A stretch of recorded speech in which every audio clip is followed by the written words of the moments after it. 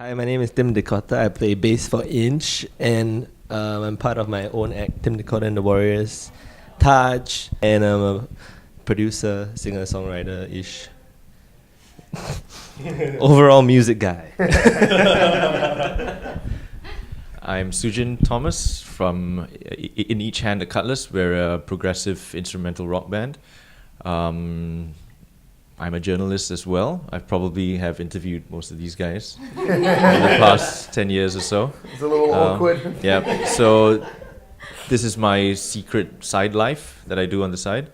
It's less so secret now. Not so secret anymore. And my bosses at work know about it. So I've got time off and here I am. Awesome.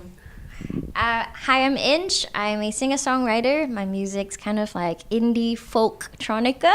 And I spend most of my time just doing music. And if I'm not doing that, I'm doing Invasion Singapore, which kind of promotes local music in Singapore to youth. This one's my name is Kiet, and I'm from a audiovisual collective called Syndicate. I'm a DJ, producer, I do the design as well. And when I'm not doing music and art, I've got a design studio with my wife, and we do like branding work for like cultural clients.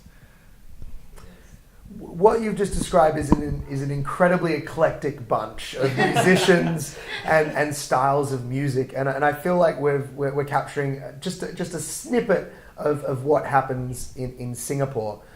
For me, having first gone to Singapore about a decade ago to how it is now, the music scene has changed exponentially there, especially the contemporary music scene. How in the last 10 years or even in the last 5 years have you seen the interest in music and the opportunities for musicians grow and change in Singapore? Journalist? Well, I think over the past 10 years or so, or even the last 5 years, I think there's been a lot more support from the government. They're supporting local acts now, and I think one big part of that is acts have gotten a lot better. I think the envelope has been pushed, boundaries have been pushed in terms of how acts have got their act together in that sense. Making music, professionalism on stage, showmanship has all gone up over the past 10 years or so, and I think a lot of that has to do with the internet. There's a lot of things you can look up or you can be inspired by just by spending some time in front of your computer. So I think it all kind of has come together in a nice way, and it's good that people are starting to take notice of us, and that's why we're here. Yeah, I think like 5 years ago we kind of reached, well, not exactly 5 years ago, but we reached like a tipping point creatively where all the different scenes started to merge, different disciplines of music, from like the creative side to the business side. There was a nice little like synergy, and things started popping in different scenes all at the same time, and the press kind of took notice of it. But definitely the internet was a huge accelerator for us back home. Yeah. And have you found the interest in Singapore music extending outside of Singapore? Do you travel much outside the region? Yeah, I do travel quite a bit outside, but mostly in Europe to play. But the thing is that, not just now, but even back then, our bands have always been traveling around.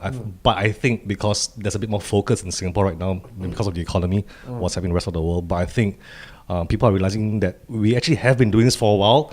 Nothing has really changed specifically in what we're doing, but it's just that right now people are taking more notice of what we've been trying to contribute towards.